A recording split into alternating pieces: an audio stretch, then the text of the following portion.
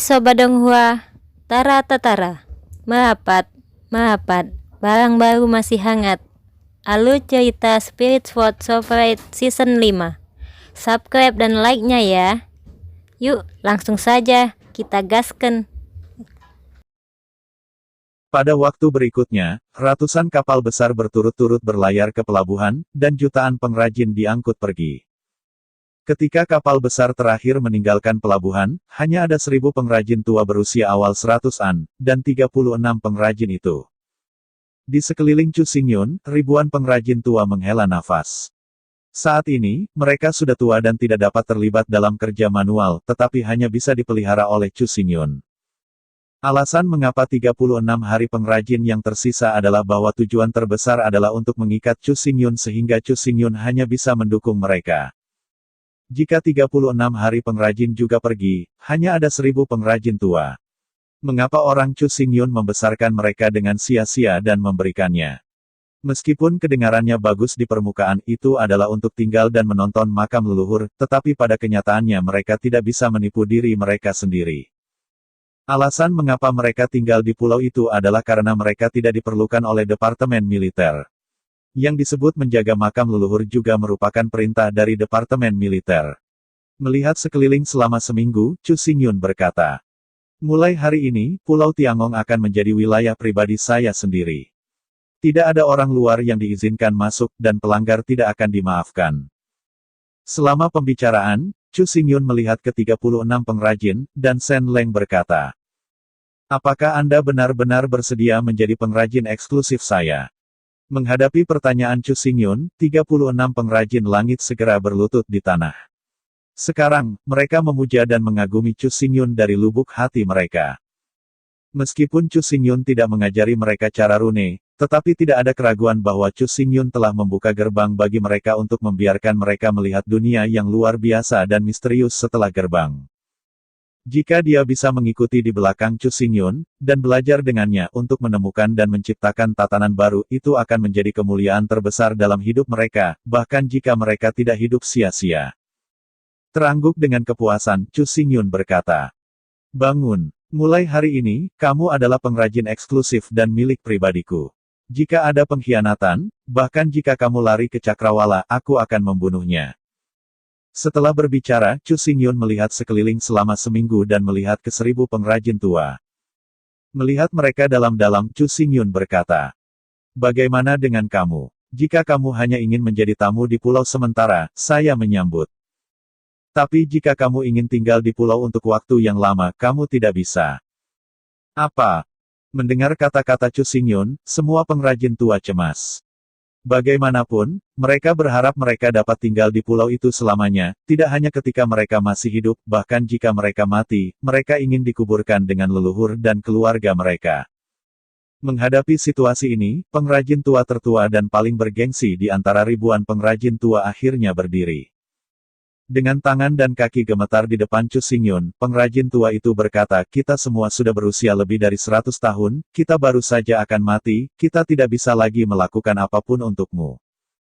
Dengan lambaian tangannya, Chu Xingyun berkata, "Bisakah saya melakukan apa saja, itu urusan saya ingin mengatakan bahwa hanya keluarga dan pengikut saya yang bisa hidup di pulau ini selamanya."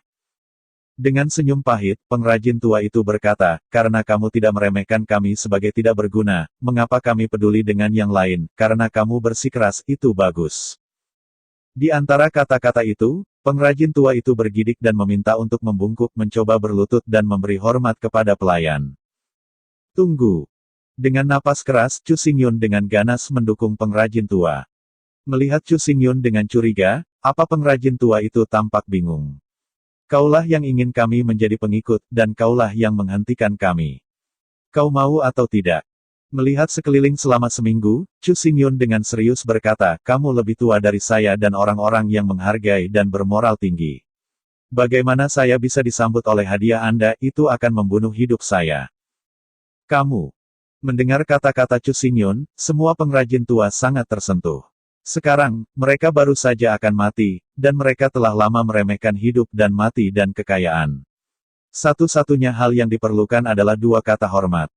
Di bawah perhatian semua orang, Chu Xingyun berkata, Mungkin Anda tidak mengerti mengapa saya keras kepala dan ingin Anda menjadi pengikut saya. Sekarang, izinkan saya untuk menjelaskan.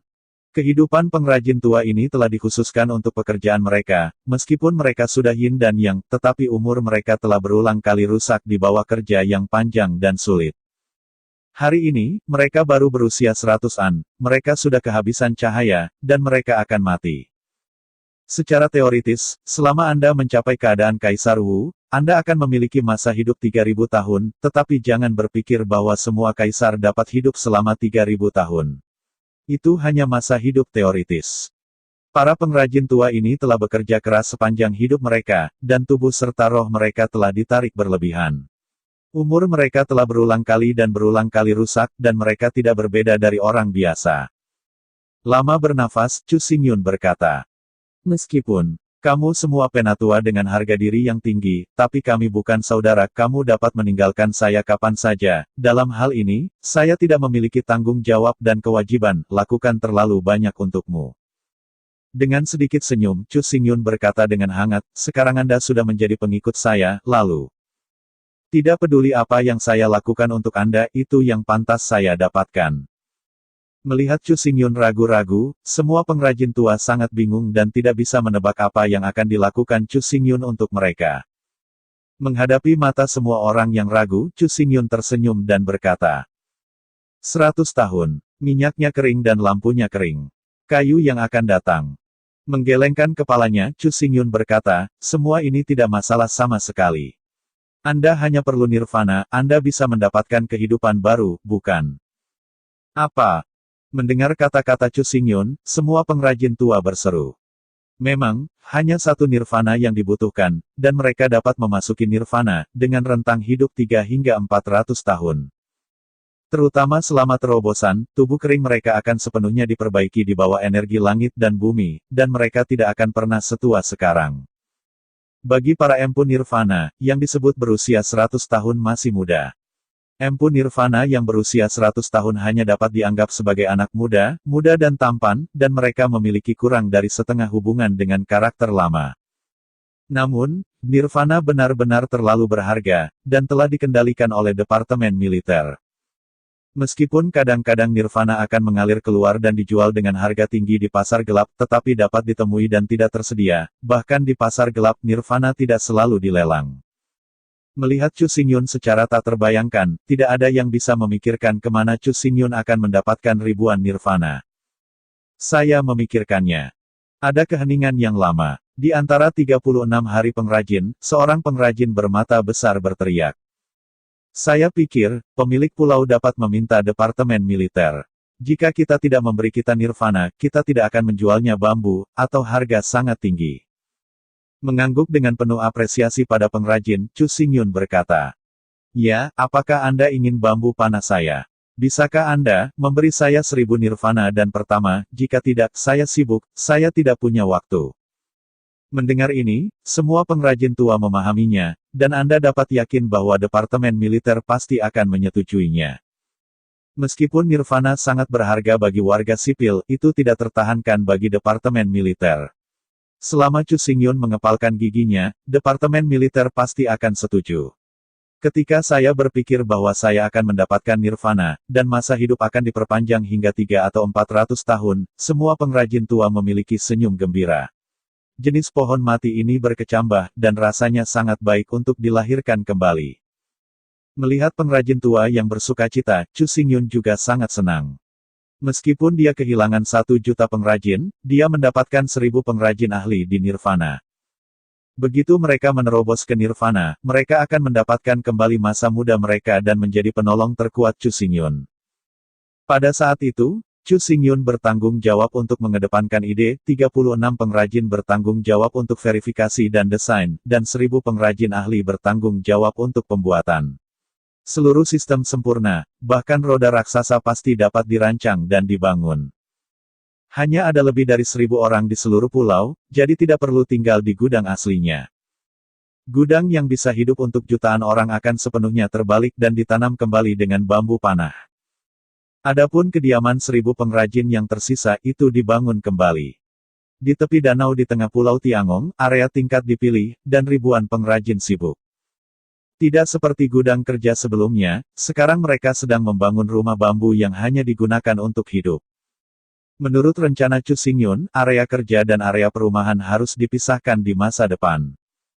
Area perumahan digunakan untuk akomodasi dan makanan, dan area kerja digunakan untuk bekerja tidak lagi bercampur.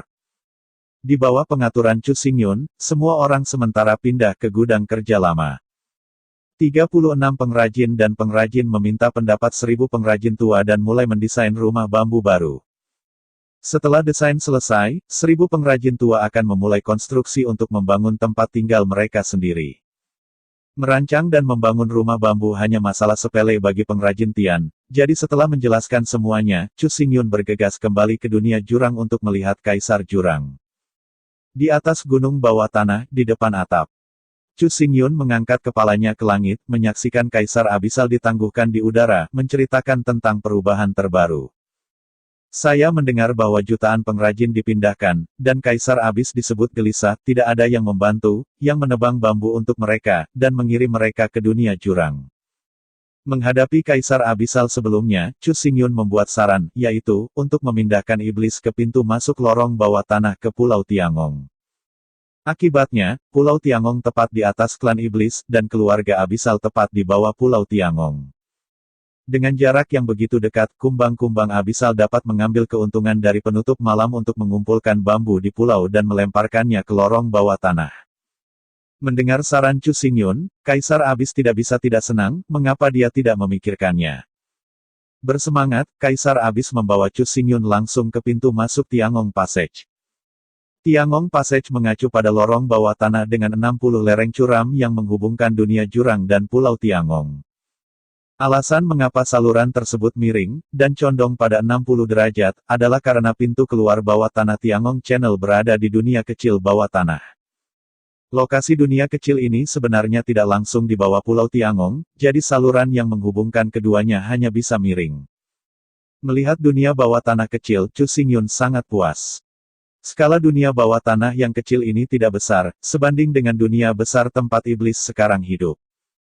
Namun kecil, tetapi tidak kecil, lebih dari 300 mil panjang dan lebarnya, yang merupakan lingkaran lebih besar dari luas Pulau Tiangong. Namun, Chu Xingyun bahkan tidak berencana untuk tinggal di sini, iblis-iblis itu tinggal di sini. Dunia bawah tanah dari 3 hingga 400 mil sudah cukup untuk menampung 1 miliar setan. Apa yang paling memuaskan bagi Chu Xingyun adalah bahwa sungai bawah tanah mengalir deras melalui dunia kecil. Setelah pengujian, kualitas air sungai bawah tanah ini masih sangat tinggi. Namun, Kaisar Abisal tidak terlalu puas dengan dunia bawah tanah ini, karena terlalu tidak aman. Dalam kata-kata Kaisar Abisal, sekali seorang kaisar masuk melalui Tiangong Passage, Anda bisa langsung memasuki area inti dari klan iblis dan klan Abis. Chu Xingyun tidak peduli tentang rasa takut Kaisar Abis. Keempat Kaisar Agung umat manusia masih memahami dunia Abisal. Selama dunia Abisal tidak mencoba untuk bergegas ke permukaan, mereka tidak akan pernah berani memprovokasi jurang maut. Suku-suku iblis, adalah musuh hidup dan mati manusia. Perang antara ketiga suku ini tidak ada habisnya, bersaing untuk ruang hidup di tanah pendaratan. Keluarga Hai dan Abis hidup di dasar laut dan bawah tanah, dan mereka tidak bersalah dengan ketiga suku ini. Tidak mungkin bagi manusia untuk menyinggung dua ras ini, jika tidak begitu jurang, atau suku laut juga terseret ke dalam perang, maka umat manusia akan dihancurkan. Permukaan, laut, bawah tanah. 3 wilayah utama tidak melakukan kesalahan terhadap satu sama lain, dan tidak ada yang bodoh untuk memprovokasi pengaruh daerah lain. Keempat kaisar besar umat manusia, dalam hal apapun, tidak berani menyerbu dunia bawah tanah, Anda tahu.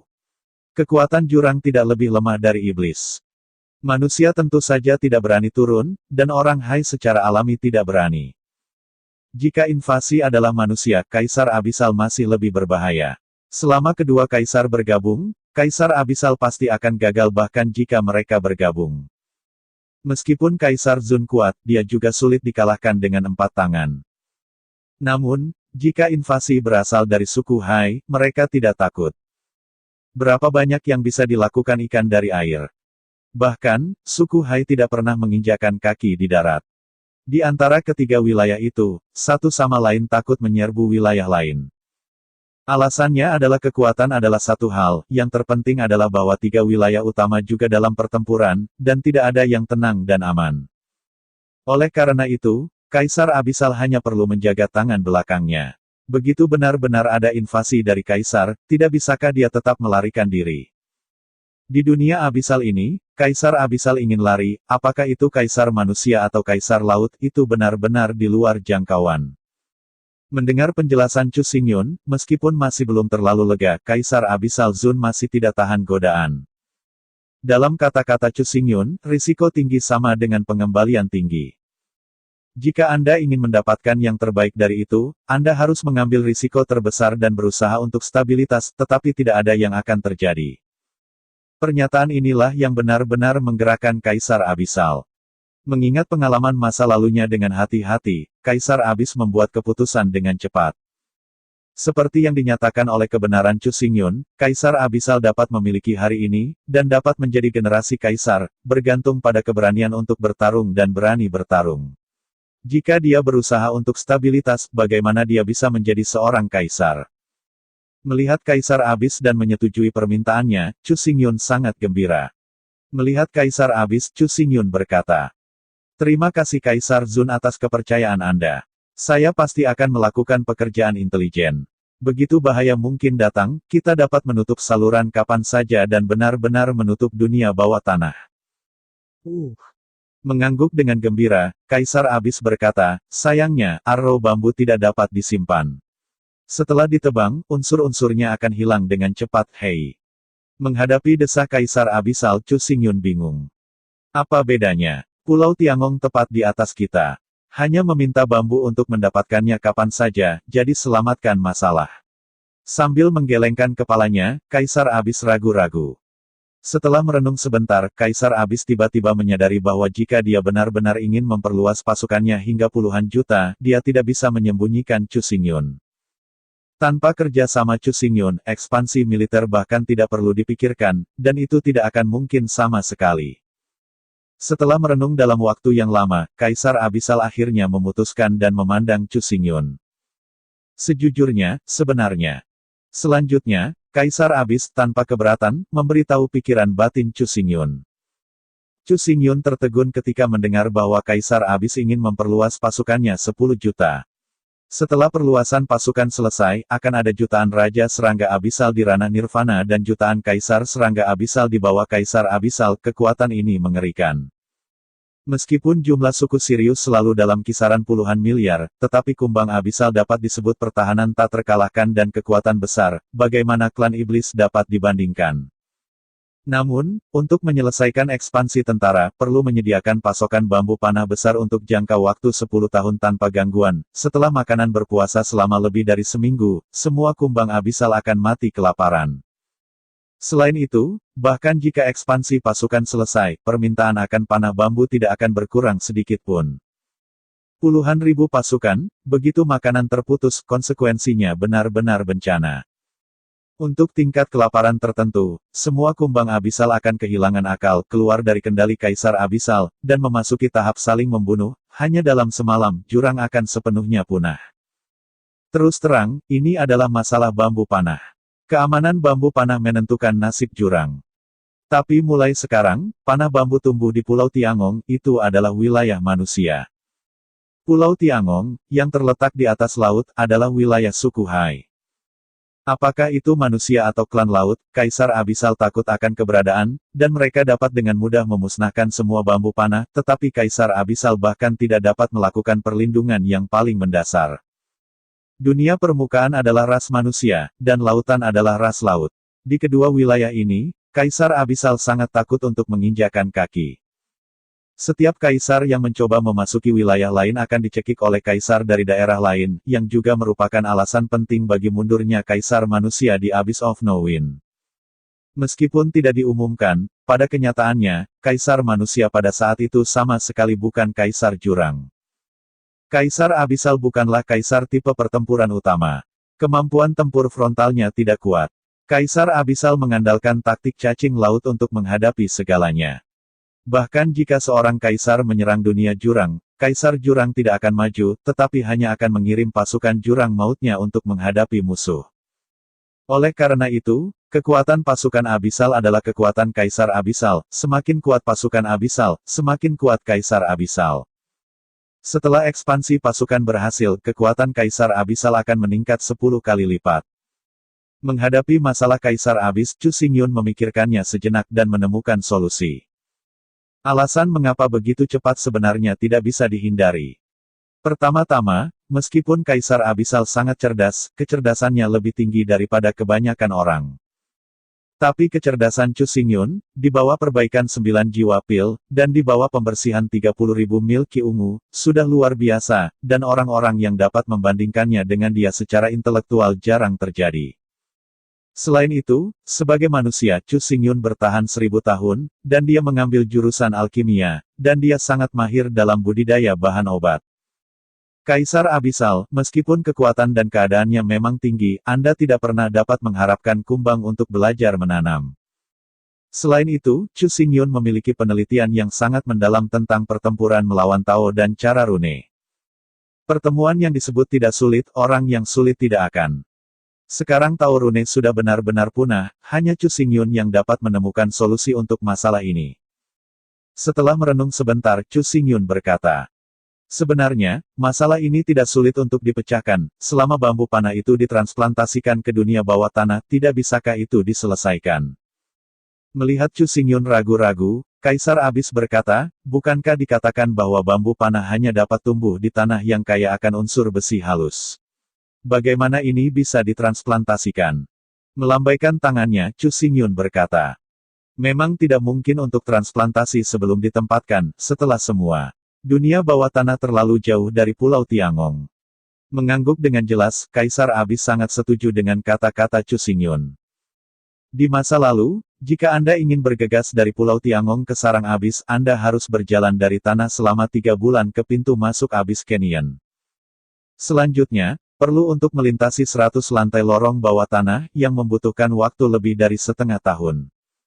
Setelah memasuki lantai 100, jika Anda berjalan, Anda harus mengejar hingga 3 atau 4 bulan sebelum Anda dapat mencapai sarang jurang. Secara total, dibutuhkan setidaknya 1 tahun untuk mengangkut sesuatu dari Pulau Tiangong ke sarang Abis, yang terlalu jauh. Tentu saja, tidak ada masalah seperti itu sekarang. Dunia Abisal tepat di bawah kemiringan Pulau Tiangong. Garis lurus antara keduanya sangat dekat. Di bawah pengawasan Kaisar Abisal, Chu Xingyun melanjutkan. Bambu panah hanya bisa tumbuh di tanah yang kaya akan unsur besi halus, tapi kami mentransplantasikan tanah bersama-sama, bukankah itu baik-baik saja? Mendengar kata-kata Chu Xingyun, Kaisar Abis tiba-tiba membelalakan matanya. Ya, jika tanah di pulau itu digali bersama, bukankah itu tidak masalah? Di bawah penampilan Kaisar Abisal yang bersemangat, Chu Xingyun dengan cepat berkata, kami memindahkan iblis ke dunia kecil di bawah Pulau Tiangong. Dunia bawah tanah tempat mereka dulu tinggal benar-benar digunakan untuk menanam bambu panah. Haha. Mendengar kata-kata Chu Xingyun, mata Kaisar Abis menakutkan dan cerah. Berbeda dengan dunia bawah tanah yang kecil ini, dunia bawah tanah di mana sarangnya berada sangat luas dan luas, jika digunakan untuk menumbuhkan panah bambu, maka itu benar-benar dikembangkan. Setelah rebung benar-benar ditumbuhi dengan hamparan luas dunia bawah tanah, apalagi memperluas pasukan dengan 10 juta, bahkan jika tentara diperluas dengan 100 juta, maka sama sekali tidak ada masalah. Selain itu, daerah ini adalah daerah inti dari keluarga Jurang Maut. Di daerah ini, kekuatan Kaisar Abisal adalah yang terkuat, dan tidak ada rasa takut bahwa seseorang akan mendobrak dan menghancurkan hutan bambu. Jika hutan bambu dihancurkan oleh orang-orang di bawah mata mereka sendiri, Kaisar Abis tidak dapat berkata apa-apa. Jika hutan bambu dipindahkan ke sarang lama, di bawah matanya sendiri, semua mimpinya bisa terwujud. Dan jika tidak ditransplantasikan, bambu panah tumbuh di situs manusia, dan terletak di wilayah kewarganegaraan Hai, dan bagaimanapun juga itu tidak aman. Pikiran tentang mimpinya akan menjadi kenyataan, dan pikiran bahwa pasukan abisalnya akan berkembang menjadi 10 juta, atau bahkan ratusan juta, Kaisar Abis tiba-tiba bernapas. Dari sekarang ke sekarang, masa depan keluarga Jurang Maut ada di tangan Chu Xingyun. Selama dia bersedia untuk mengambil tindakan, keluarga Jurang Maut pasti akan menjadi mulia. Namun, Kaisar Abyss juga tahu bahwa Chu Xingyun juga tidak akan menjadi musuh, bahkan jika ia mengancam hidupnya, itu tidak akan pernah berhasil. Umat manusia ini memiliki kebanggaan jurang maut. Seperti jurang, Ning Ken mengorbankan hidupnya, Ning Ken dieksekusi oleh Ling Qi, dan dia tidak akan pernah mengkhianati populasinya sendiri. Setiap tahun, ada banyak tentara dalam keluarga jurang yang ditangkap oleh musuh, tetapi bahkan jika mereka menderita cacing, tidak akan ada pengkhianatan kumbang jurang. Terutama kumbang abisal yang jatuh ke tangan klan semut jurang, tidak begitu mudah bagi mereka untuk menanggung. Berapa harga kemanusiaan? Kumbang abisal yang jatuh ke tangan suku semut dimakan oleh puluhan ribu semut selama 3 hari 3 malam sebelum akhirnya mereka menelan. Namun meski begitu, tidak ada pengkhianatan kumbang abisal, yang merupakan ciri khas keluarga jurang maut. Karena karakteristiknya sendiri, Kaisar Abisal tahu keuletan karakteristik ini dengan sangat baik, dan tidak pernah berpikir untuk memaksa Chu Xingyun melakukan apapun dengan paksaan. Untuk tulang yang keras seperti itu, hanya Kaisar Abyss tahu betul bahwa jika dia tidak bisa mendapatkan kepercayaan dari Chu Xingyun, mimpinya tidak akan pernah terwujud. Oke kakak, terima kasih.